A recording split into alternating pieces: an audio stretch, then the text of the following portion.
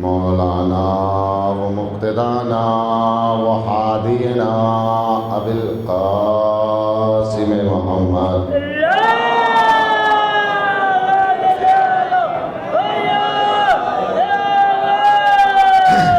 وآلہ الطیبین الطاہرین المعصومین المظلومین.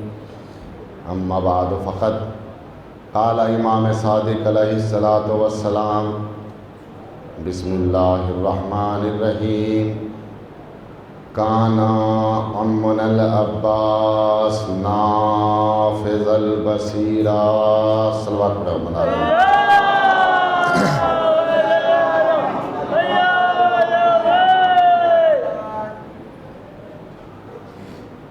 بس سلسلہ سوانح حیات حضرت ابوالفضل العباس آج کی یہ چوتھی تقریر اس امید کے ساتھ کہ اب تک جو کچھ آپ حضرات کی بارگاہ میں بیان کیا گیا وہ آپ حضرات کے مقدس و بالا ذہن میں محفوظ ہوگا اور ہونا بھی چاہیے، کیونکہ تذکرہ اس شہزادے کا ہے کہ یوں تو وہ شہزادہ بنی ہاشم کا چاند ہے، لیکن اس کو یہ شہنشاہیت حسین پر فنا ہو کر ملی. تذکرہ باب الحوائج کا ہے، تذکرہ وفا کے پروردگار کا ہے، تذکرہ اس کا ہے کہ جس کے لیے اس کی زبان کھل گئی کہ جس کی دل کی خواہش کبھی اس کی زبان پر نہیں آتی. تاریخ گواہ ہے کہ علی نے اپنی دل کی خواہشوں کو کبھی اپنی زبان پر نہیں لایا. امام حسن علیہ السلام بیان فرماتے ہیں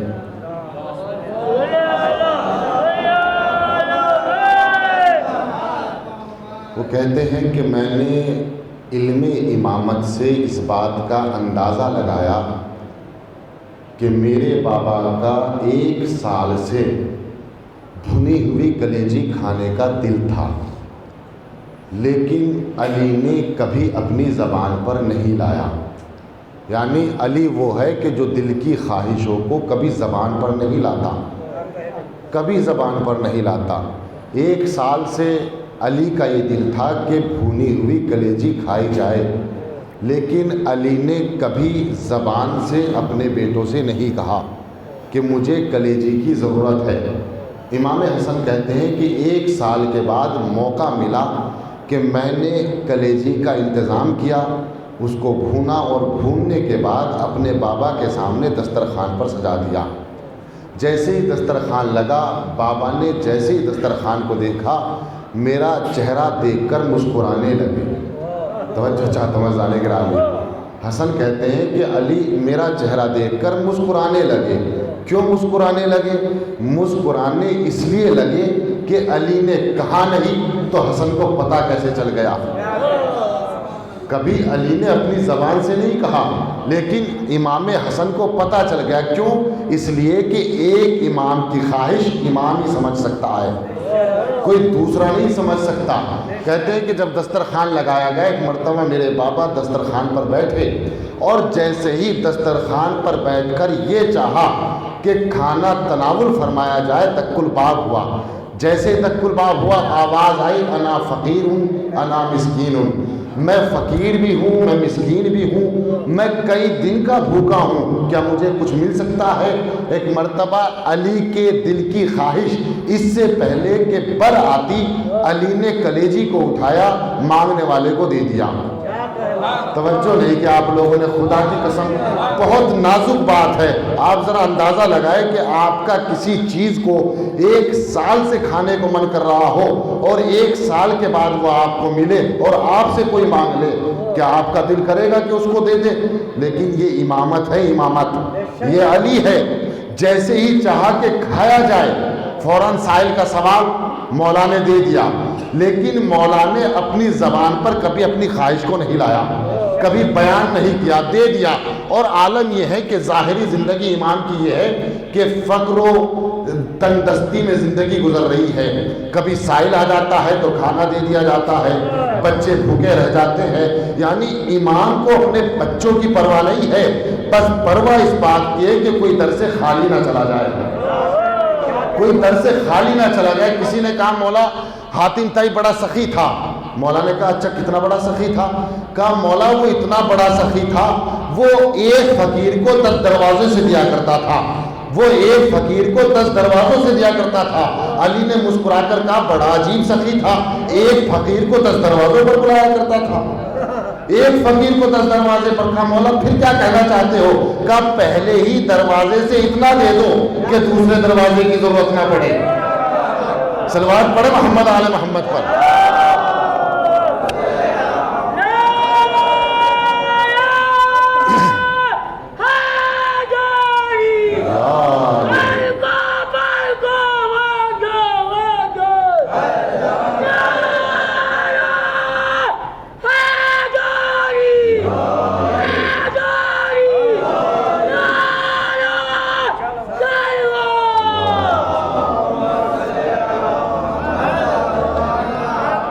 تو یہ علی کی ظاہری زندگی تھی جو فاقوں سے بھری ہوئی تھی، جو تنگ دستی سے بھری ہوئی تھی۔ اور اسی فاقے اور تنگ دستی کو جب فضا نے پہلی بار دیکھا، ایک مرتبہ کئی روز سے دیکھ رہی ہے کہ بچے بھوکے ہیں، بچے پیاسے ہیں، کھانے کا انتظام نہیں۔ ایک مرتبہ علی سے کہا مولا اگر اجازت ہو تو میں بازار چلی جاؤں؟ مولا نے کہا اجازت ہے۔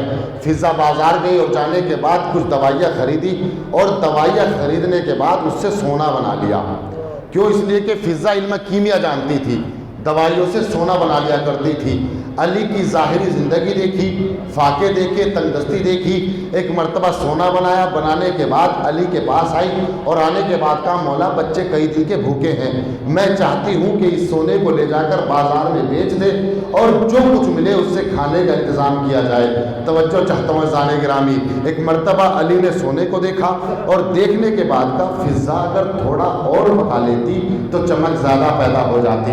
ایک مرتبہ فضا قدموں میں گر گئی، مولا کیا آپ بھی جانتے ہیں؟ کہا میں جانتا ہوں۔ کہا بیٹا حسن میرے قریب آؤ۔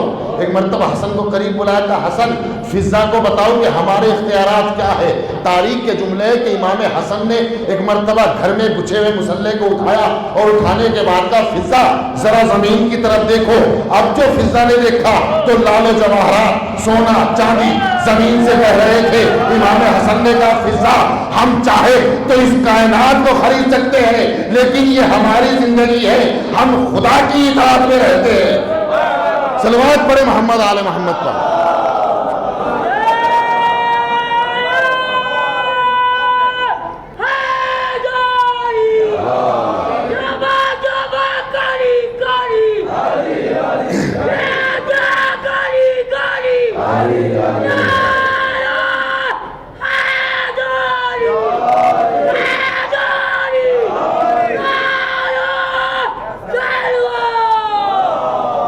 تو علی کے دل کی خواہش کبھی زبان پر نہیں آتی، اور اگر علی کے دل کی خواہش زبان پر آ جائے تو وہ خواہش نہیں، مشیت الہی بن جاتی ہے، وہ مشیت الہی بن جاتی ہے۔ اور خواہش زبان پر آئی تو کیسے؟ عقیل بہادر خاندان، بہادر خاندان تلاش کرو تاکہ عباس جیسا بیٹا پیدا ہو۔ خدا کی قسم میں نے تاریخیں چھان ڈالی، نہ جانے کتنی کتابوں کا مطالعہ کیا کہ مجھے کہیں پر یہ جملہ مل جائے کہ علی نے کہا ہو عقیل بہادر خاتون کا انتظام کرو، نہیں، بلکہ علی نے کہا بہادر خاندان، خاتون نہیں۔ اس کا مطلب یہ ہے کہ اگر علی یہ کہہ دیتے کہ بہادر عورت کا انتظام کرو تو پھر عورت کا میدان میں آنا جائز ہوتا، عورت کا میدان میں آنا جائز ہوتا۔ علی نے کہا نہیں، عورت کی بہادری یہ نہیں ہے کہ وہ تلوار لے کر میدان میں آ جائے، تلوار لے کر میدان میں آ جانا یہ بے غیرتی کہلاتی ہے، بہادری نہیں کہلاتی، یہ بہادری نہیں۔ کہ پھر عورت کی بہادری کیا ہے؟ کہ عورت کی بہادری یہ ہے کہ وہ بہادر بچوں کو پروان چڑھائے، یہ ہے عورت کی بہادری کہ وہ بہادر بچوں کو پروان چڑھائے۔ کیا کہا علی نے؟ عقیل بہادر خاندان، بہادر عورت نہیں، بہادر خاندان۔ اب میرا سوال ہے علی سے، یا علی آپ کو عقیل کو کہنے کی ضرورت کیا تھی؟ کیا آپ نہ جانتے تھے؟ کہا جانتا تو تھا، لیکن عقیل علی کے بڑے بھائی تھے، عقیل علی کے بڑے بھائی تھے۔ خدا کی قسم بڑا حساس جملہ ہے جو علماء نے لکھا، وہ کہتے ہیں کہ علی نے عقیل سے اس لیے کہا تاکہ زمانے کو پتہ چل جائے کہ بنی ہاشم میں بڑے بھائی کا احترام کیا ہوتا ہے۔ توجہ نہیں کہ آپ لوگوں نے، خدا کی قسم اس لیے عقیل سے کہا تاکہ پتہ چل جائے کہ بنی ہاشم میں بڑے بھائی کا کیا احترام ہے۔ اور کیونکہ علی بھائی کے لیے بھائی مانگ رہا تھا، علی بھائی کے لیے بھائی مانگ رہا تھا، لہذا بھائی سے سوال کیا، بہادر خاندان۔ اور دوسری وجہ جو علماء نے لکھی، دوسری وجہ یہ ہے کہ جناب عقیل عرب کے شجروں سے واقف تھے، جناب عقیل علم انساب کے ماہر تھے، جناب عقیل کو پتا تھا کون کس کی اولاد ہے، کس کا نسب کیسا ہے، کس کا حسب کیسا ہے، کس کا خاندان کیسا ہے، کس کا قبیلہ کیسا ہے۔ جناب عقیل کو پوری معرفت تھی، اسی لیے علی نے کہا عقیل ایک بہادر خاندان، ایسا خاندان جو حسب و نسب کے اعتبار سے پاک ہو، جس میں کوئی خرابی نہ ہو، تلاش کرو۔ تو کیونکہ عقیل علم انساب کے ماہر تھے، جانتے تھے عرب والوں کی کیفیت کیا ہے، عرب والوں کے حالات کیا ہے، اور علم انساب کا ماہر ہونا اس قدر تھا کہ نظامی یزید نامے میں لکھتا ہے، وہ کہتا ہے کہ ایک مرتبہ جناب عقیل امیر شام کے دربار میں گئے۔ عالم کون سا ہے؟ کا عالم یہ ہے کہ جناب عقیل کی آنکھوں کی بینائی کم ہو چکی تھی، آنکھوں سے کم نظر آتا تھا۔ ایک مرتبہ دربار امیر شام میں پہنچے، اور پہنچنے کے بعد امیر شام سے کہا یہ بتا یہ تیرے تخت کے پاس جو 6 افراد کھڑے ہیں یہ کون ہے؟ توجہ چاہتا ہوں زانے گرامی، کیا کہا عقیل نے؟ کہا یہ بتا یہ جو تیرے تخت کے پاس 6 افراد ہے یہ کون ہے؟ اب امیر شام تو نہ بولا، وہ 6 بولے ہم فلاں ابن فلاں ہے۔ ایک مرتبہ عقیل نے جیسے ہی آواز کو سنا مسکرا کر کہا بڑی عجیب سی بات ہے، جب پیدا ہوئے تھے تو 6 لوگوں نے دعویٰ کیا تھا۔ کیا کہا عقیل نے؟ کہا جب پیدا ہوئے تھے تو 6 لوگوں نے دعویٰ کیا تھا، اب فلاں ابن فلاں بن بیٹھے ہو۔ اب عقیل کی زبان سے جملے نکلے، ان 6 نے دربار چھوڑا، اور دربار چھوڑنے کے بعد اپنی ماں کے پاس آئے، اور آنے کے بعد کہا مادر گرامی یہ بتائیے ہمارا باپ کون ہے؟ مادر گرامی یہ بتائیے ہمارا باپ کون ہے؟ ماں نے پوچھا اب تک تو کبھی سوال نہ کیا، اب کیوں پوچھ رہے ہو؟ کہا بتا تو صحیح ہمارا باپ کون ہے؟ ماں نے جواب نہیں دیا، بس اتنا کہا یہ بتاؤ کیا دربار میں عقیل آ گیا ہے؟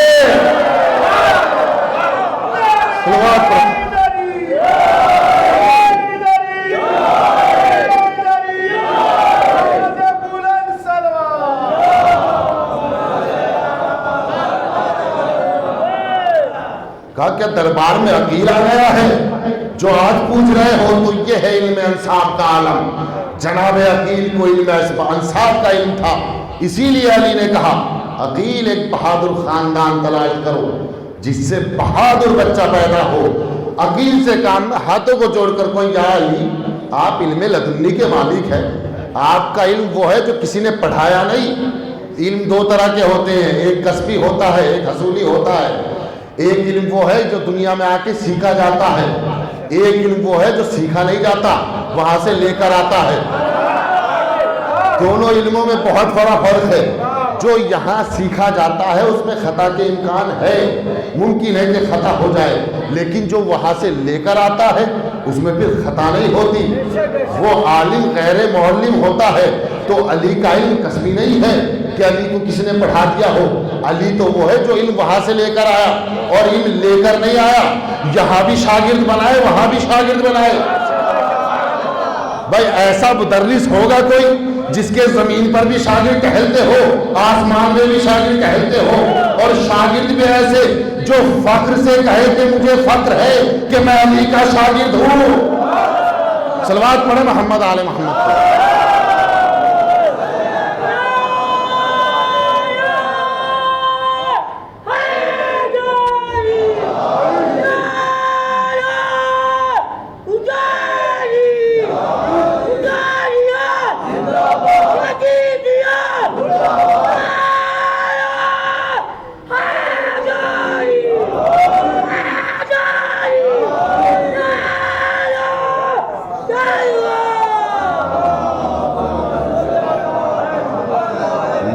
بھائی یا علی آپ علم لدنی کے مالک ہیں، آپ کو کس کا شجرہ پتہ نہیں ہے؟ آپ بھی تو سب کے شجرے جانتے ہیں، اور جاننا تو دور کی بات ہے، توجہ چاہتا ہوں جملے پر، جاننا تو دور کی بات ہے، آپ کا ذکر تو شجروں کی پہچان ہے۔ بھائی شجروں کی پہچان ہے، تحریک اٹھائیے۔ جب اصحاح کو ختم کر دیا گیا تو رسول سے لوگوں نے کہا یا رسول اللہ اب کیسے پتا چلے گا کہ ہم میں سے کون حلالی ہے، ہم میں سے کون حرامی ہے؟ علی نے کہا گھبراؤ نہیں، پہلے کا ذکر کر کے دیکھ لینا، اگر چہرہ مسکرا جائے تو حلالی ہے، اگر چہرہ مرجھائے تو حرامی ہے۔ صلوات پڑھے محمد آل محمد پر۔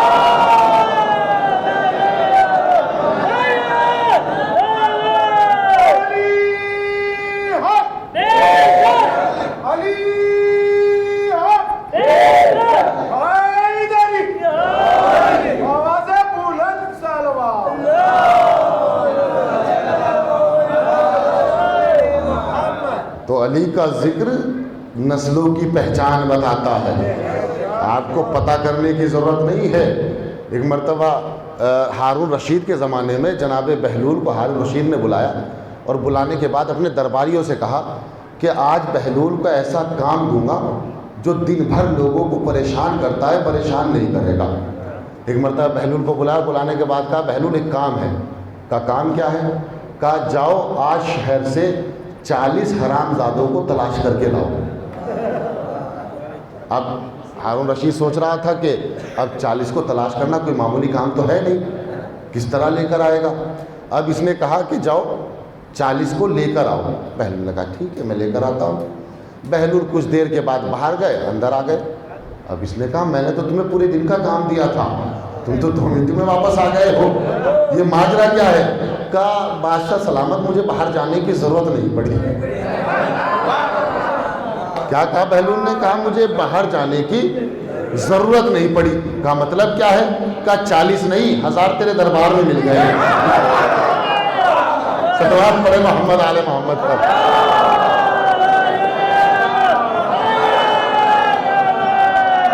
کہا 40 تلاش کرنے کی ضرورت نہیں تھی، مجھے 1000 دربار میں مل گئے۔ ہارون کہتا ہے کیسے مل گئے؟ تو نے کیسے پتا کر لیا؟ کیا سب کے ماں باپ کو جانتا تھا؟ کیا سب کی جائے ولادت کو جانتا تھا؟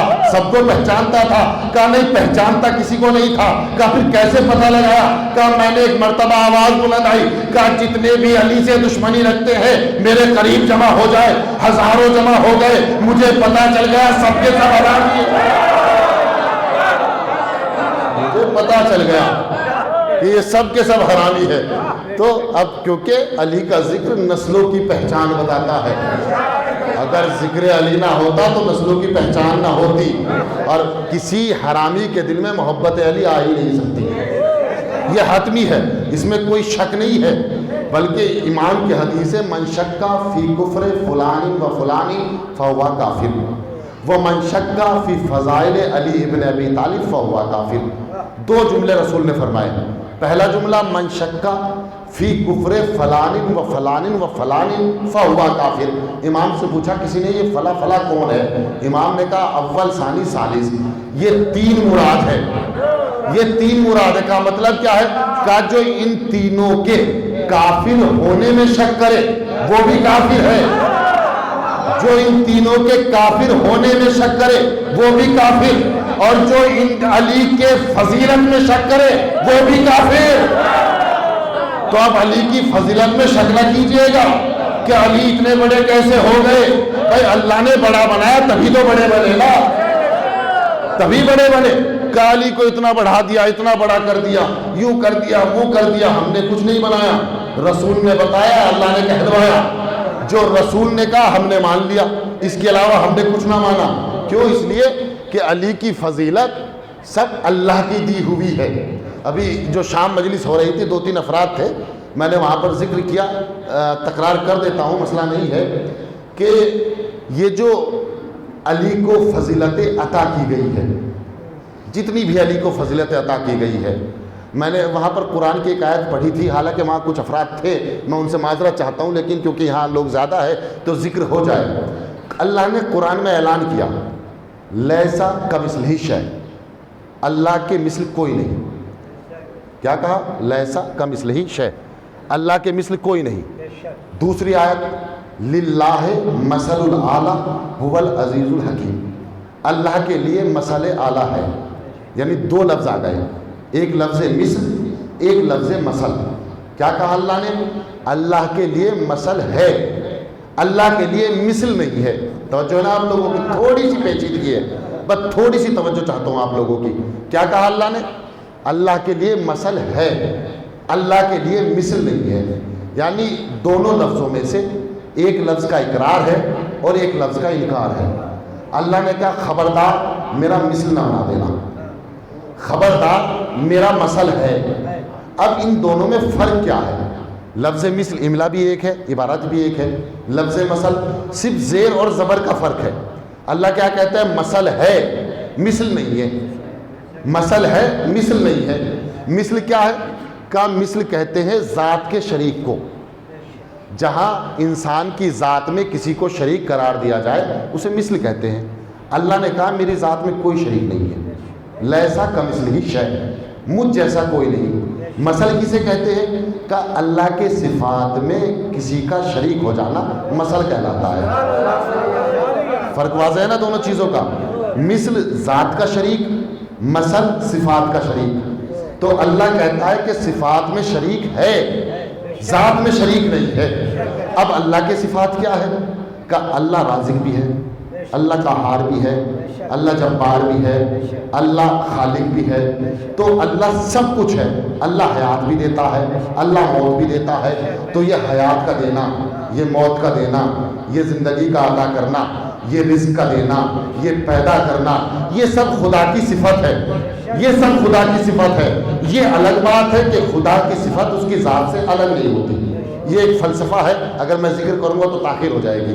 خدا کی صفت اس کی ذات سے الگ نہیں ہوتی، اگر اس کی صفت اس کی ذات سے الگ ہو جائے تو قابل تقسیم ہو جائے گا، اور جو قابل تقسیم ہو وہ خدا نہیں ہوتا۔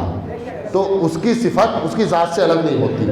اللہ نے کہا میرا مثل ہے، میرا مثل نہیں ہے۔ میں اطمینان سے پڑھوں تاکہ بات پہنچا سکوں، انشاءاللہ نتیجہ جب ملے گا تو آپ خوش ہو جائیں گے۔ کیا کہا اللہ نے؟ میری ذات کا کوئی شریک نہیں، یعنی میری ذات جیسی کوئی دوسری ذات نہیں۔ اور اگر تم نے کسی ذات کو میرے جیسا کہا تو یہ شرک ہوگا، اور خدا سب کچھ معاف کر سکتا ہے، شرک معاف نہیں کر سکتا، شرک معاف نہیں کر سکتا۔ لیکن کیا کہا؟ للہ مثل الاعلیٰ، قرآن ہے کہ میرے لیے مثل اعلیٰ ہے۔ مثل یعنی صفات میں شریک ہے، تو اس کا مطلب یہ ہے اگر اللہ خالق ہے تو کوئی اور بھی خالق ہو سکتا ہے، اگر اللہ رازق ہے تو کوئی اور بھی رازق ہو سکتا ہے، اگر اللہ موت دیتا ہے تو کوئی اور بھی موت دے سکتا ہے، اگر اللہ حیات دیتا ہے تو کوئی اور بھی حیات دے سکتا ہے۔ اب سوال یہ ہے جب کوئی اور کر سکتا ہے تو کیا سب کے سب مسئلہ اعلیٰ ہے؟ کیا نہیں؟ سب نہیں بھائی۔ موت و زندگی کا دینا عیسیٰ نے بھی کر کے دکھایا، موسیٰ نے بھی کر کے دکھایا، کیا وہ مسئلہ اعلیٰ بن کے نہیں؟ جو خدا کی تمام صفات میں خدا کا شریک ہو اسے مسئلہ اعلیٰ کہتے ہیں۔ پھر دوبارہ، جو خدا کے صفات میں، تمام صفات میں خدا کا شریک ہو اسے مسئلہ اعلیٰ کہتے ہیں۔ اب میں ہاتھوں کو جوڑ کر کہوں گا یہ مسئلہ اعلیٰ کون ہے؟ تو میر حامد حسین نے اب قاتل انوار میں لکھا، کہیں اور تلاش نہ کرو، یا علی انتا مسئلہ اعلیٰ، علی تو مسئلہ اعلیٰ ہے۔ تو اس کا مطلب یہ ہوا اللہ کے صفات میں اگر کوئی مکمل شریک ہے تو وہ ذات علی ہے، وہ علی کی ذات ہے۔ اب اگر کوئی یہ کہے کہ علی پیدا کرنے والا ہے تو اعتراض نہ کرنا، اللہ پیدا کرنے والا ہے تو علی بھی پیدا کرنے والا ہے۔ صلوات پڑھے محمد آل محمد پر۔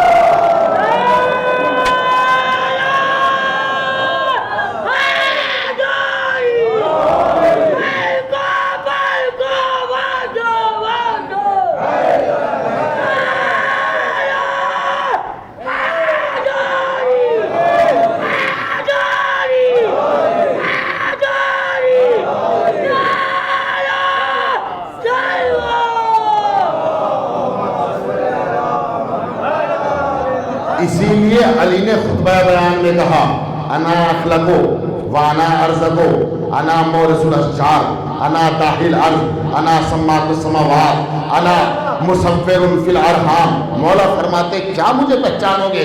अरे मैं ही तो हूँ जो पैदा करने वाला है, मैं ही तो हूँ जो रिस्क देने वाला है, मैं ही तो हूँ जिसने आसमान के सामियानों को ताना, मैं ही तो हूँ जिसने ज़मीन को बिछाया। और उसके बाद कहते हैं अना मुसव्विर फिल अरहाम, मैं ही तो हूँ जिसने तुम्हारे माँओं के बदनों में तुम्हारी तस्वीरें बनाई, तुम्हारी तस्वीरें बनाई। लेकिन थोड़ा सा फर्क, क्योंकि बड़ी नाजुक बात है, मुझे डर है कि कहीं मेरे ऊपर अखबारियत का धब्बा ना लग जाए। थोड़ा सा फर्क है दोनों में। और मैं ये भी बता दूं कि ये अजीब समाज चल गया हमारा, अगर थोड़ी सी अली की फजीलत बयान कर दी तो अखबारी हो गया। भाई मुझे इंसाफ से बताएं कि अखबारी होना गुनाह है? अखबारी कौन है? अखबारी किसे कहते हैं? अखबारी आज के समाज में अखबारियत को जो मशहूर किया गया है वो अखबारियत है ही नहीं, वो दीवानापन है, वो मजनूपन है, उसे अखबारी नहीं कहते। आज का ज़माना यह है जो जितना बड़ा जाहिल है वो अखबारी है। ये कौन सी अखबारियत हो गई? मुझे इंसाफ से बताए, जो जितना बड़ा जाहिल है वो अखबारी है। क्या ये अखबारी होता है? अखबारी है मुल्ला अमीन उस्तराबादी, ये है अखबारी। अखबारी किसे कहते हैं मैं आज बता दूं आप लोगों को, मैं माजरत चाहता हूँ अगर थोड़ी सी ताख़ीर हो जाए। अखबारी कहते उसे है कि जिसका इल्म इस दर्जे तक पहुँच जाए कि अब उसके ऊपर तकलीद करना जायज़ ना हो। तवज्जो चाहता हूँ ज़ाने गिरामी, पढ़ते पढ़ते एक शख्स इस मकाम तक पहुँच गया कि अब उसे किसी मुज्तहिद की ज़रूरत नहीं है, यानी वो खुद मुज्तहिद है लेकिन ऐसा मुज्तहिद है कि उसकी तकलीद नहीं की जा सकती। वाज़ेह है ना? दो तरह के लोग होते हैं, एक वो है कि जिसका इल्म इस पाए तक पहुँच गया कि लोग उनकी तकलीद कर रहे हैं, जैसे कि सिस्तानी साहब है हमारे मरजा आला। एक शख्स वो है कि जिसका इल्म इस कदर तो नहीं है कि वो मुज्तहिद बन जाए, लेकिन उसका इल्म इस कदर है कि वो मसले मसाइल को कुरान और हदीस से समझ सकता है, उसे अखबारी कहा जाता है। अब मुझे इंसाफ से बताए, पूरे अली नकीब आलम में कोई है ऐसा अखबारी? मुझे इंसाफ से बताया कोई है ऐसा कि जिसका इल्म इस पाए का हो कि वो हदीस और कुरान से मसाइल को निकाल सके, वो कुरान को भी समझता हो, वो हदीसों को भी समझता हो, वो अरबी ग्रामर से भी वाक़ियत रखता हो, वो तारीख भी जानता हो, वो फसाहत भी जानता हो, वो बलागत भी जानता हो।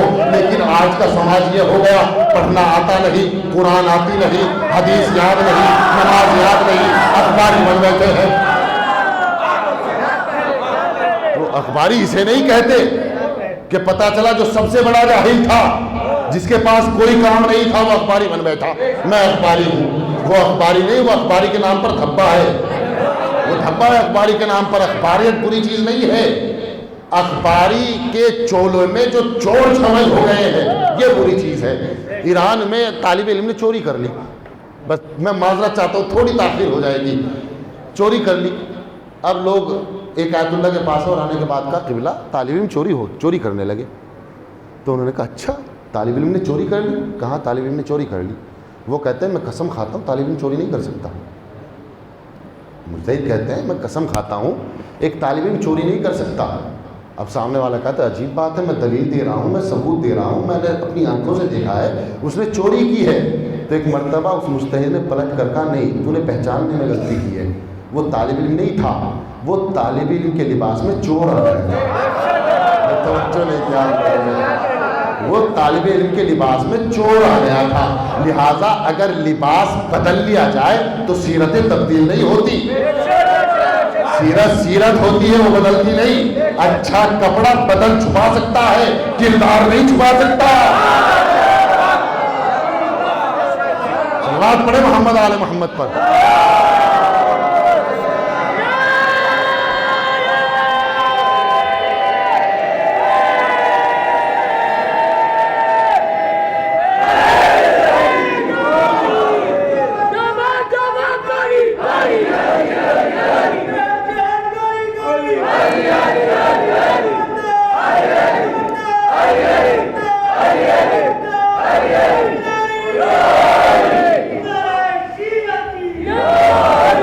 तो अब मुझे बताइए इंसाफ से कोई है इस तरह अखबारी? यहाँ छोड़े, पूरे हिंदुस्तान की बात कर रहा हूँ मैं, अली नकीब आलम को छोड़े, ये तो एक छोटा सा करिया है, इसकी तो कोई अहमियत ही नहीं है हिंदुस्तान की नज़र में। आप ये बताएं पूरे हिंदुस्तान में कोई इस तरह का है? और जब नहीं है तो फिर अखबारी कैसा? आप मुझे इंसाफ से बताएं क्या वो अखबारी है?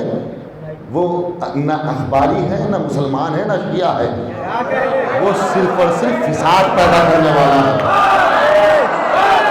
فساد پیدا کرنے والا ہے۔ آپ دیکھیں تاریخ اٹھائے، تاریخ میں اکثر یہی ہوا ہے، جب بھی فتنہ پیدا ہوا ہے، فتنہ گر ہمیشہ ہمارا لباس پہن کر آیا ہے۔ کیوں؟ اس لیے کہ اگر وہ اپنے اصل لباس میں آ جائے تو اس کی پہچان نہیں ہوگی، وہ پکڑا جائے گا۔ لباس پہن کر آیا ہے، حتیٰ کہ یہ شیطان کا حربہ تھا۔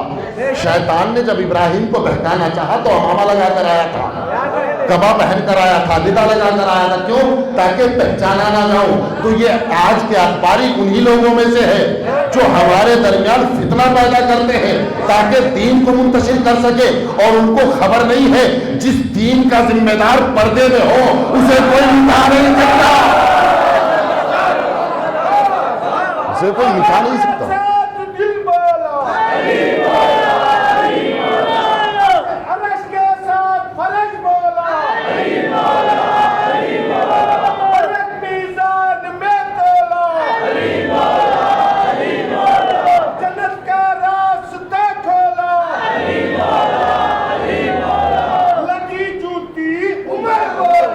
علیم، ہاتھ بلند کر کے، ہاتھ بلند کر کے، علیم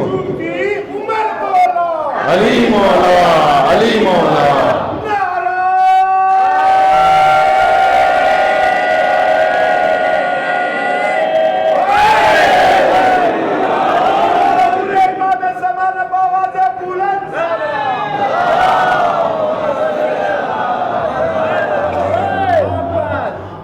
امریکہ سے باقاعدہ ایک سیاست چلی گئی ہے، واللہ یقین مانے آپ لوگ یہاں رہتے ہیں، میں نجف میں رہتا ہوں، میں نجف میں ہونے کے بعد ہر چیز دیکھتا ہوں، کیونکہ اگر ہر چیز نہ دیکھے تو پھر خبر کیسے ہوگی۔ یہ ایک سیاست ہے امریکہ سے نکالی گئی۔ کیوں؟ کیونکہ امریکہ کو دکھ رہا تھا ایک مذہب تشیع ایسا مذہب ہے جسے کوئی توڑ نہیں سکتا، جسے کوئی توڑ نہیں سکتا۔ اب اس نے پہلے کوشش یہ کی کہ اپنی طرف سے کچھ نمائندے بھیجے، لیکن وہ کامیاب نہ ہو سکے۔ تاریخ گواہ ہے کہ ایران میں ایک شخص کو 24 سال تک چھوڑا، 24 سال تک وہ درس میں آتا رہا، 24 سال تک درس میں آتا رہا، سنتا گیا، پڑھتا گیا۔ 24 سال جب پڑھنے لگا تو ایک مرتبہ جب اس سے پوچھا گیا کہ تم نے کیا سمجھا، تو وہ کہتا ہے مجھے کچھ سمجھ میں ہی نہیں آیا۔ یہ جب گفتگو کرتے ہیں تو لوٹے سے شروع کرتے ہیں، پانی پہ ختم کر دیتے ہیں، مجھے کچھ پتہ ہی نہیں چلا۔ کیوں؟ اس لیے کہ یہ علم دین ہے، مذہب اہل بیت ہے، یہ نجس ذہنوں میں نہیں آتا،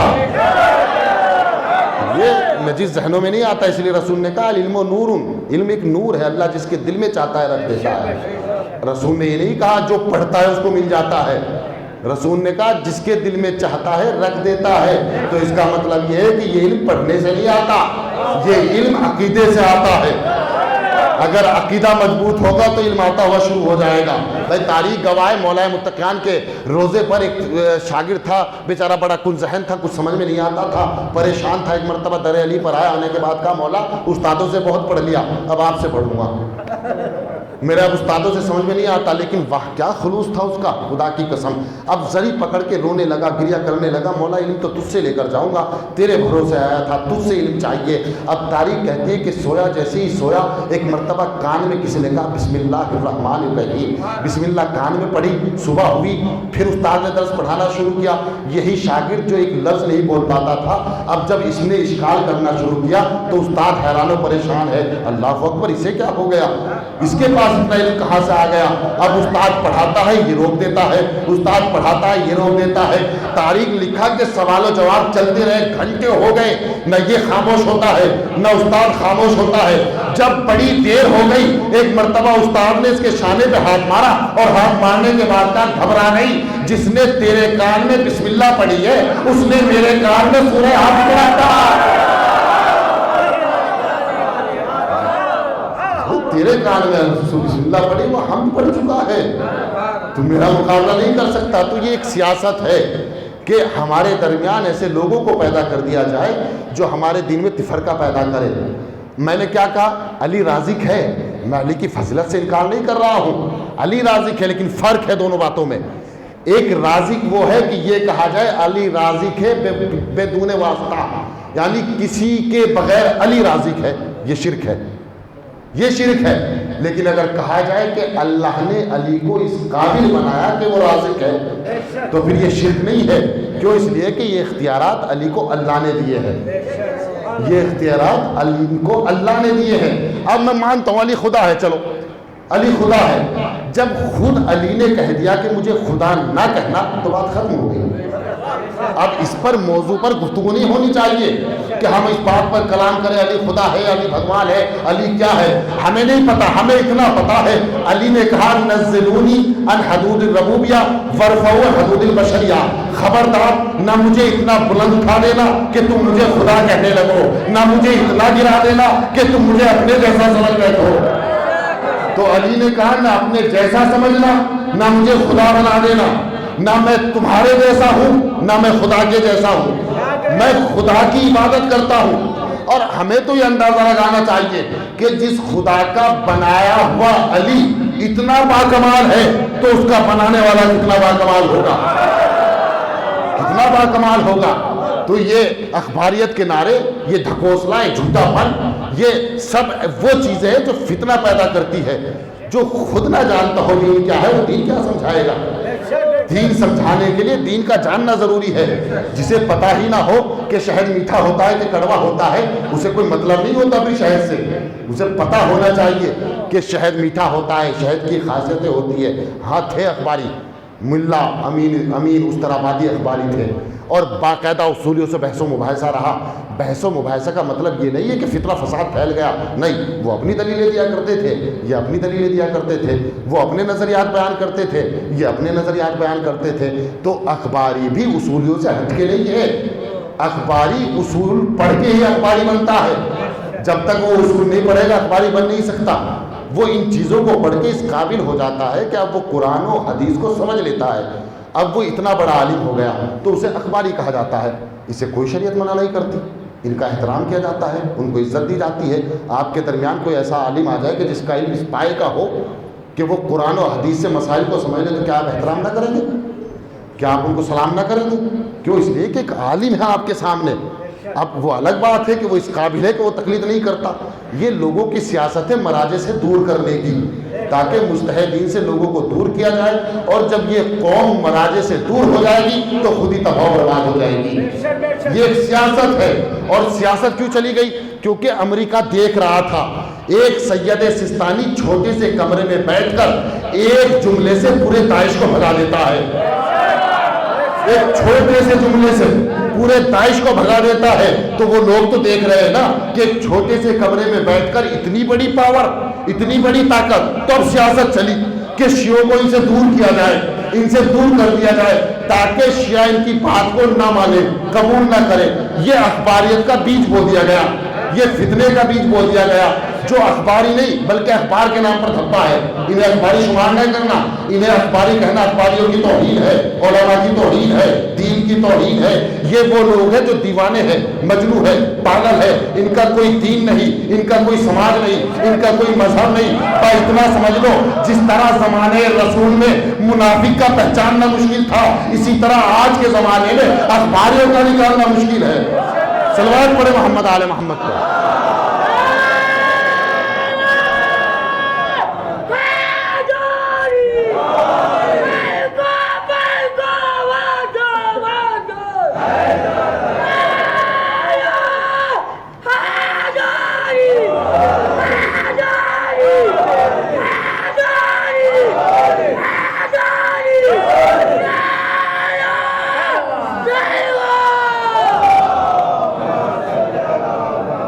میں پوری تاریخ سناتا آپ لوگوں کو اخباریت کی، لیکن دامن وقت میں گنجائش نہیں ہے۔ میں اپنے ایک ایک حرف کا ضامن ہوں۔ اگر کسی کو کوئی اشکال ہے تو میں کمرے میں موجود اور رات میں سوتا نہیں ہوں، میں آ سکتے ہیں میرے پاس۔ میں پوری تاریخ بتانے کے لیے تیار ہوں کہ کہاں سے کیا شروع ہوا، کون سی صدی سے کون سا عالم آیا، کس صدی میں کس عالم نے آ کر کیا کیا، کہاں سے اجتہاد ہوا، کہاں سے قیاس ہوا۔ میں تمام تاریخ سنانے کے لیے تیار ہوں، اور تمام تاریخ کتاب میں دکھانے کے لیے بھی تیار ہوں، اور جتنے اخباری علماء گزرے سب کے نام بتانے کے لیے تیار ہوں، اور ان کے ساتھ جو مناظرے ہوئے وہ بھی پڑھنے کے لیے تیار ہوں۔ لیکن دامن وقت میں گنجائش نہیں ہے۔ المختصر یہ ہے کہ میری گزارش یہ ہے کہ یہاں کے سیدھے سادے لوگ اس طرح کے دیوانوں کی باتوں میں نہ آئیں، وہ اپنے دین کو محفوظ رکھے، علماء سے متصف رہے۔ اگر علماء کے ساتھ رہو گے تو کبھی خطا نہیں پاؤ گے۔ ہماری قوم جب بھی عالم سے دور ہوئی ہے تو خطا پائی ہے۔ عالم کا اپنا ایک وقار ہے، عالم کی اپنی ایک عزت ہے، اس کی عزت کا خیال ہونا چاہیے، اس کی عزت کا لحاظ ہونا چاہیے۔ رسول فرماتے ہیں کہ ایک عالم کی قدر و منزلت یہ ہے کہ جب وہ زمین پر چلتا ہے تو ملائکہ اس کے نیچے پر بچھاتے ہیں۔ آپ اندازہ لگائیں کیا قدر و منزلت ہے کہ ملائکہ اس کے نیچے اپنے پر بچھاتے ہیں، ملائکہ، اور ملائکہ معصوم ہوتے ہیں، غیر معصوم نہیں ہوتے، یعنی معصوم فرشتے ان کے نیچے اپنے پر بچھاتے ہیں۔ تو جن کی قدر و منزلت رسول بیان کر گئے اس کا کوئی چھمن بدھو دہقانی کم نہیں کر سکتا۔ کیوں؟ اس لیے کہ اگر کم کرتا تو رسول کے قول نہ جانے کتنے جھٹلا دیے جاتے ہیں۔ قول رسول کبھی جھوٹا نہیں ہوتا۔ تو میری گزارش ہے کہ عالموں کا احترام کیا جائے، ان کو عزت دی جائے، ان کا وقار رکھا جائے، ان کا خیال رکھا جائے، کیونکہ انہوں نے سب کچھ آپ کے لیے چھوڑ دیا ہے۔ بھائی مدرسوں میں پڑھنا 10 سال 12 سال 15 سال 20 سال نہ جانے کتنا زمانہ گزر جاتا ہے، اور جو مدرسے میں رہا ہے وہ مدرسے کی زندگی جانتا ہے کہ مدرسے کی زندگی کتنی سخت ہوتی ہے۔ کیوں اس نے پڑھا؟ تاکہ آپ لوگوں کے لیے سہارا بن سکے، آپ لوگوں کے لیے اس نے اتنی بڑی قربانی دی، تو اس کی قربانی کا انسان کو خیال ہونا چاہیے۔ ایسا نہ ہو کہ اگر اس نے ایک چھوٹی سی بات کہہ دی تو اسی پر خفا ہو گئے یا ناراض ہو گئے۔ ہو جاتی ہے، خطا ہو جاتی ہے، انسان خاکی ہے، عالم بھی خاکی ہوتا ہے، میں بھی غلطی کر سکتا ہوں، سستانی صاحب بھی غلطی کر سکتے ہیں، وہ مجتہد ہے لیکن انسان تو ہے، خطا ہو سکتی ہے۔ اسی لیے ہمارے مذہب تصویب اور مذہب تشیع، یا ہمارا مذہب تختیہ کا قائل ہے۔ 3 مسلک پائے جاتے، کیا کروں باتیں نکلتی جا رہی اور ٹائم میرے پاس۔ 3 طرح کے مذہب ہوتے ہیں۔ ایک مذہب تصویب کہلاتا ہے۔ تصویب کی 2 صورتیں ہیں، ایک تصویب معتزلی ہوتی ہے، ایک تصویب اشاعری ہوتی ہے، اور ایک مذہب تختیہ ہے۔ ہمارا جو مذہب ہے وہ مذہب تختیہ ہے۔ مذہب تختیہ کسے کہتے ہیں؟ مذہب تختیہ وہ ہے کہ ہمارا مجتہد اگر کبھی خطا کر جائے تو تم اسے خطا نہ کہنا، اس کی خطا ہمارے اوپر ہے۔ کیوں؟ اس لیے کہ اس نے بذل الوسع لفظ استعمال ہوا ہے عربی زبان کا، اس نے اپنی پوری توانائی پوری محنت سے مسئلے کو عکس کیا، اور مسئلہ عکس کرنے کے بعد آپ کے سامنے پیش کر دیا۔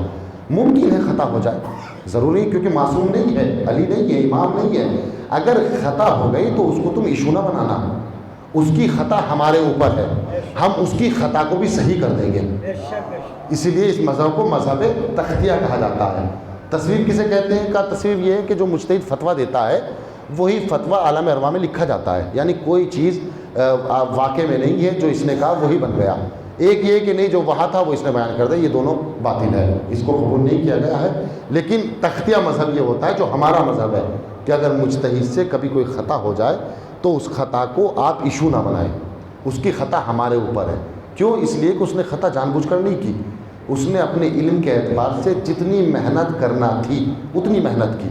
کبھی انسان صحیح ہو جاتا ہے، کبھی انسان خطا پا جاتا ہے، تو اگر وہ خطا پا جاتا ہے تو اللہ یہ کہتا ہے کہ ہم اس کی خطا کو معاف کر دیں گے۔ کیوں؟ اس لیے کہ اس نے بذل الوسع کیا ہے، اس نے محنت کی ہے، اور محنت کرنے کے بعد اس نے یہ فتویٰ آپ کے سامنے پیش کیا۔ تو کسی بھی چیز کو زیادہ سیریس نہیں لینا چاہیے کہ فلاں مجتہد نے یہ کہہ دیا تو اسی کو ایشو بنا دیا جائے۔ ہو سکتا ہے خطا ہو گئی ہو، اور ممکن ہے کہ ہمیں خطا لگ رہی ہو، بھائی یہ بھی ممکن ہے نا کہ ہمیں خطا لگ رہی ہو اور وہ خطا نہ ہو، کیونکہ مجتہد کا خطا کرنا اتنا آسان نہیں ہے کہ وہ جلدی سے خطا کر دے گا۔ پوری قرآن، پوری حدیث، پورے علم اصول، پورے علم بلاغت، پورے علم فصاحت کو مد نظر رکھتے ہوئے ایک مجتہد ایک فتویٰ دیتا ہے، تمام چیزوں کو مد نظر رکھتے ہوئے۔ لیکن اگر اس کے بعد خطا ہو جائے تو اللہ اسے معاف کرے گا، اللہ اس کو بخش دے گا۔ لیکن آپ کو یہ حق نہیں ہے کہ آپ اس کو برا بھلا کہو کہ اس نے یہ کہہ دیا تو لہٰذا لعنتیں بھیجیں گے۔ آپ کو کس نے حق دیا کہ آپ کسی کی ذات پر لعنتیں بھیجنے لگو؟ کون کس کو حق دیتا ہے کہ کسی کی ذات پر لعنت بھیجی جائے؟ اس نے تمہیں حکم دیا، ماننا ہے مانو، نہیں ماننا تو چھوڑ دو۔ کوئی زبردستی نہیں۔ مجھے انصاف سے پتا ہے کسی مجتہد نے آ کر آپ سے کہا ہو کہ زبردستی میری تقلید کرو، کیا کہا ہے کسی نے آپ سے؟ کوئی مجتہد نہیں کہتا کہ زبردستی آپ میری تقلید کریں یا میری ہی بات کو مانیں۔ انہوں نے ایک مسائل آپ کے سامنے رکھ دیے ہیں، آپ کو سمجھ میں آئے تو لے لو، نہ سمجھ میں آئے تو نہ لو۔ کوئی زبردستی نہیں ہے، اور یہ بھی نہیں ہے کہ کوئی مجتہد بننے کے لیے کوئی تڑپ رہا ہوگا وہاں۔ یقین مانے اتنی بڑی ذمہ داری ہے کہ ہر انسان لینے سے ڈرتا ہے۔ آیت اللہ محسن الحکیم کے زمانے میں جب علماء ان کے پاس جمع ہوئے اور جمع ہونے کے بعد کہا کہ آپ مرجع تقلید بن جائے، تو انہوں نے ہاتھوں کو جوڑ کر کہا تھا میرے اندر اتنی طاقت نہیں ہے کہ میں پوری امت کا بوجھ اٹھا سکوں، مجھ میں ہمت نہیں ہے، کسی اور کو تلاش کرو۔ پھر لوگوں نے ہاتھوں کو جوڑا اور جوڑ کر یہ کہا اگر آپ نے قبول نہ کیا تو یہ قوم بغیر باپ کے رہ جائے گی، لہٰذا آپ کو قبول کرنا پڑے گا۔ جس طریقے سے علی نے مجبور ہو کر خلافت کو قبول کیا تھا، ویسے ہی آیت اللہ محسنی نے مجبور ہو کر مرضیت کو قبول کیا تھا۔ تو ان کا کوئی مقصد نہیں ہوتا، کوئی ہدف نہیں ہوتا کہ ان کو کوئی دولت کمانی ہے یا مال کمانا ہے۔ آپ اگر مراجع کرام کی زندگی دیکھیں تو آپ یہاں کے سب سے غریب انسان کی زندگی کو اس زندگی سے اچھے کہو گے۔ ایسی زندگی مراجع کرام کی میں دیکھتا ہوں، میں رہتا ہوں وہاں پر۔ سستانی صاحب کو 24 سال سے ردا چینج نہیں کی ہے، 24 سال سے ایک ردا کو استعمال کر رہے ہیں سستانی، 24 سال سے۔ تو کیا وہ ردا نہیں لے سکتے؟ لے سکتے کہ نہیں لے سکتے؟ 24 سال سے ایک ردا۔ اور اگر سستانی صاحب کا گھر کوئی گیا ہوگا تو دیکھا ہوگا اتنا چھوٹا سا کمرہ ہے کہ آپ انسان تصور نہیں کر سکتے کہ اس میں زندگی گزاری جا سکتی ہے۔ اور تنہا سستانی صاحب نے جتنے بھی مراجع کرام نجف میں موجود ہے سب کی یہی کوشش ہے، سب کی یہ حالت ہے، گھر سے نکلتے نہیں ہیں، گھر میں بیٹھے ہیں، قید ہے، باہر نہیں نکل سکتے، بس دین کے لیے اپنی محنت کر رہے ہیں، جستجو کر رہے ہیں، اس کے علاوہ کچھ نہیں، کوئی خواہش نہیں، کوئی تمنا نہیں، کوئی چاہت نہیں، کچھ نہیں، سب کچھ خدا کے حوالے کر دیا ہے۔ یہ زندگی ہے ایک مجتہد کی۔ آپ اندازہ لگائیں 24 سال سے۔ یہ ابھی سید سستانی کے پاس جو عیسائیوں کا کیا نام تھا ان کا، البابا، وہ ابھی آیا تھا، اس کے جانے کے بعد اس نے جو انٹرویو دیا، اگر آپ لوگوں نے وہ انٹرویو سنا ہوگا تو دیکھیے گا، وہ کہتا ہے کہ میں نے اپنی زندگی میں اتنا اطمینان بخش انسان نہیں دیکھا۔ وہ کہتا ہے کہ میں نے اپنی زندگی میں اتنا اطمینان بخش انسان نہیں دیکھا۔ میں جب تک سید سستانی کے پاس رہا میرا دل یہ چاہ رہا تھا کہ وہ بولتے رہے اور میں سنتا رہوں۔ یہ جملے اس کے کہ میرا دل یہ چاہ رہا تھا کہ وہ بولتے رہے اور میں سنتا رہوں۔ کیوں؟ اس لیے کہ جو لوگ اماموں کے لیے کام کرتے ہیں اللہ ان کی زبانوں میں اثر پیدا کر دیتا ہے، ان کی زبانوں میں اثر ہوتا ہے، پھر ان کے کلام میں وہ تاثیر ہوتی ہے کہ پتھر بھی پگھل جاتا ہے، وہ تاثیر اللہ ان کی زبان میں دے دیتا ہے۔ اور جتنے بھی مجتہدین ہیں یقین مانو ایسے چہرے ہیں کہ دیکھ کر آنسو آنے لگتے ہیں، آنکھوں سے اشک نکلنے لگتے ہیں چہرہ دیکھ کر۔ کیوں؟ اس لیے کہ انہیں دیکھ کے امام یاد آتا ہے، اور جنہیں دیکھ کر امام یاد آتا ہو ان کی زندگی کیا ہوگی آپ ذرا اندازہ لگائیں۔ انہیں دیکھ کر امام یاد آتا ہے کہ جب ہمارا مجتہد ایسا ہے تو ہمارا امام کیسا ہوگا، ہمارا امام کیسا ہوگا، کیونکہ نائب منیب کی طرح ہوتا ہے۔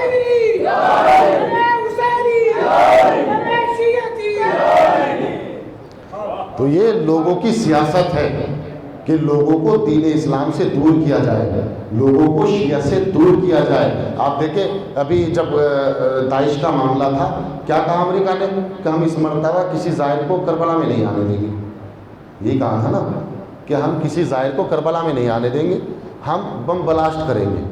وہ یہ سوچ رہا تھا کہ زائر حسین اس کے جملے سے ڈر جائیں گے۔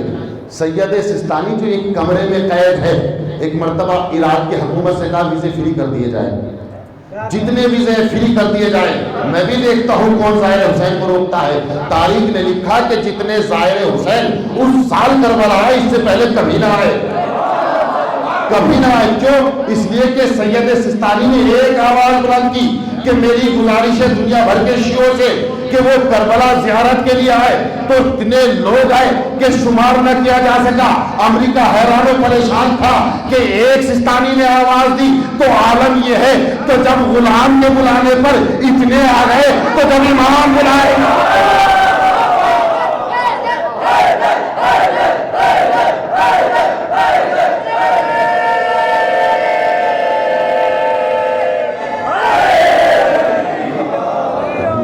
اس لیے تو لوگ حیران ہے کہ ان کی ایک آواز پر اتنا مجمع جمع ہو گیا۔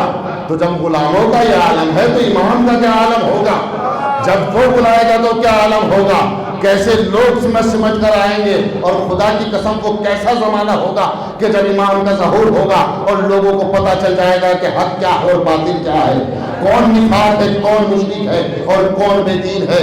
امام کہتے ہیں کہ میں جب اپنے چاہنے والوں کے اعمال کو دیکھتا ہوں تو خون کے آنسو ہوتا ہوں، خون کے آنسو ہوتے ہیں امام۔ کیوں؟ اس لیے کہ وہ اپنے چاہنے والوں کے اعمال کو دیکھتے ہیں۔ ہر شب جمعہ اپنے چاہنے والوں کے اعمال کو دیکھ کر خون کے آنسو ہوتے ہیں کہ میرا چاہنے والا ایسا اعمال کرتا ہے۔ آپ کے اعمال کا اثر آپ کے امام پر ہوتا ہے۔ وہ خون کے آنسو ہوتا ہے۔ کسی نے امام سے پوچھا مولا آپ کا چاہنے والا کیسا ہونا چاہیے؟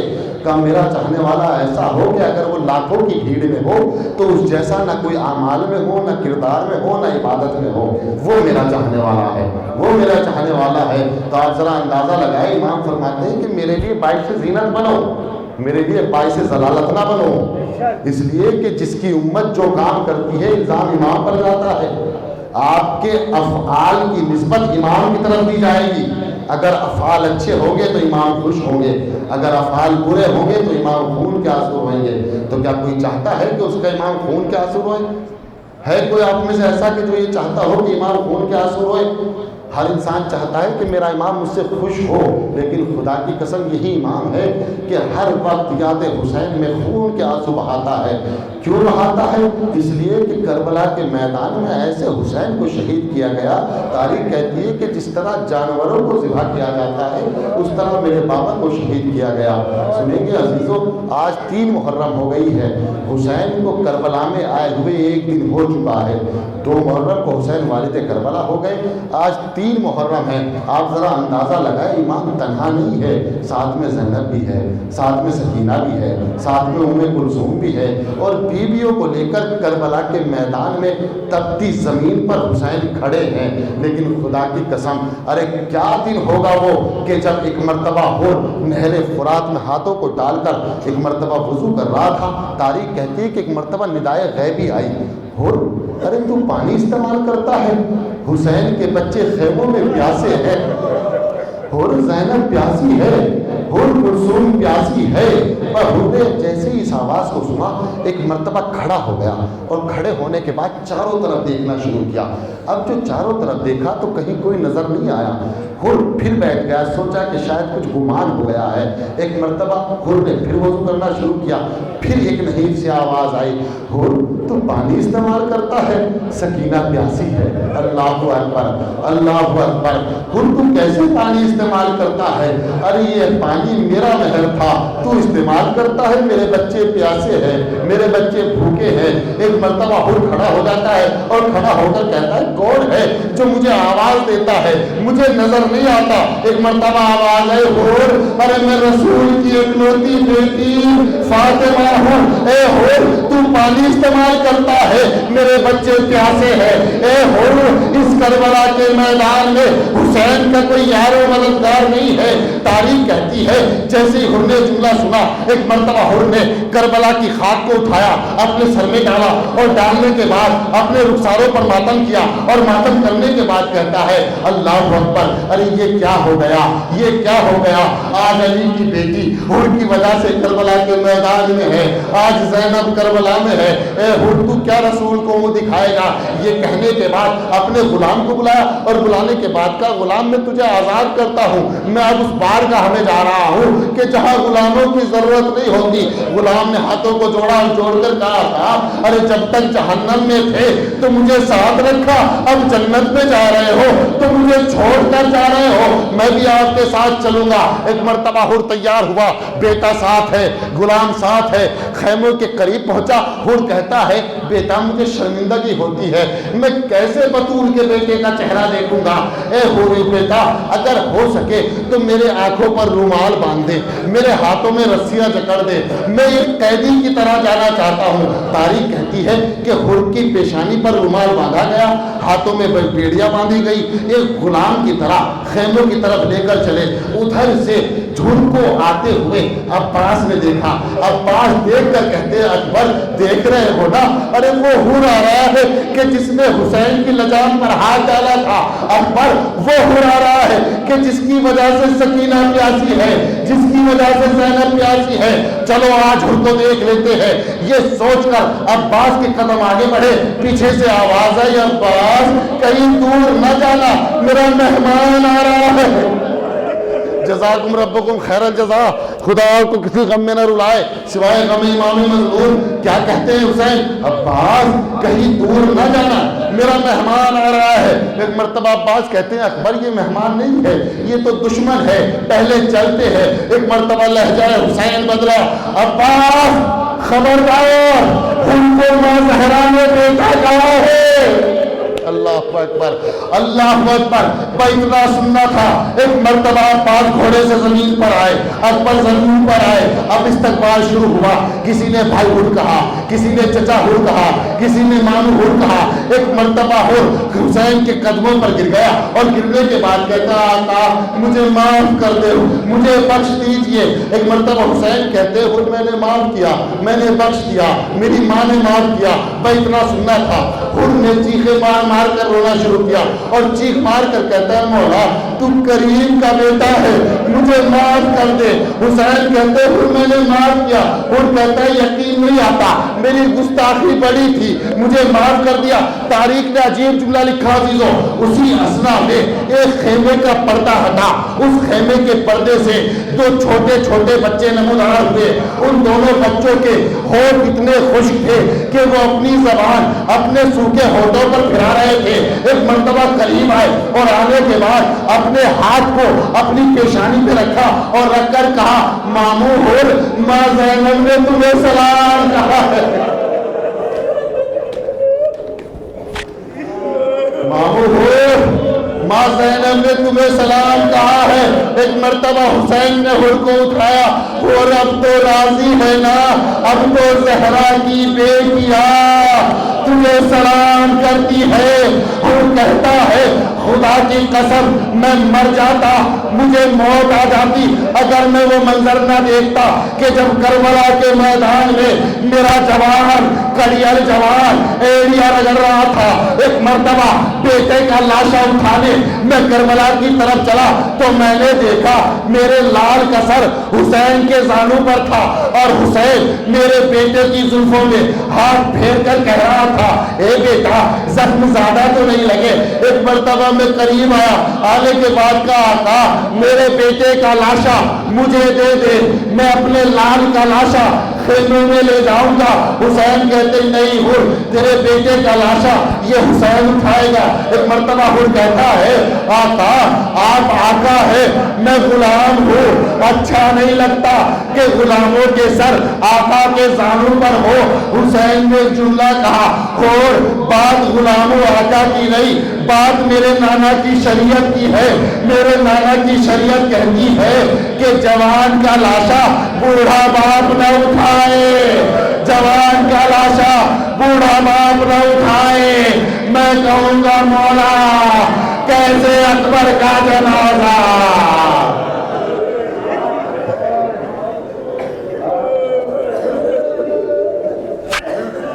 انا للہ و انا الیہ راجعون۔ رضا بقضاء تسلیم الامر۔ الہی تیرے واسطہ محمد آل محمد کا ہمارے اس مختصر سے عمل کو قبول فرما۔ الہی تیرے واسطہ محمد آل محمد کا ہم میں جو مقروض ان کے قرض کو عطا فرما۔ الہی تیرے واسطہ محمد آل محمد کا حافظ صاحب کا بیٹا شدید بیمار ہے، پالنے والے بیمار کربلا کے صدقے اس بچے کو شفائے کامل و عاجل عطا فرما۔ الہی تیرے واسطہ محمد آل محمد کا زمانہ پورا شوب ہے، امام کے ظہور میں تعجیل فرما، ہم کو ان کا آوان سال میں شمار فرما۔ ربنا تقبل منا انک انت السمیع العلیم۔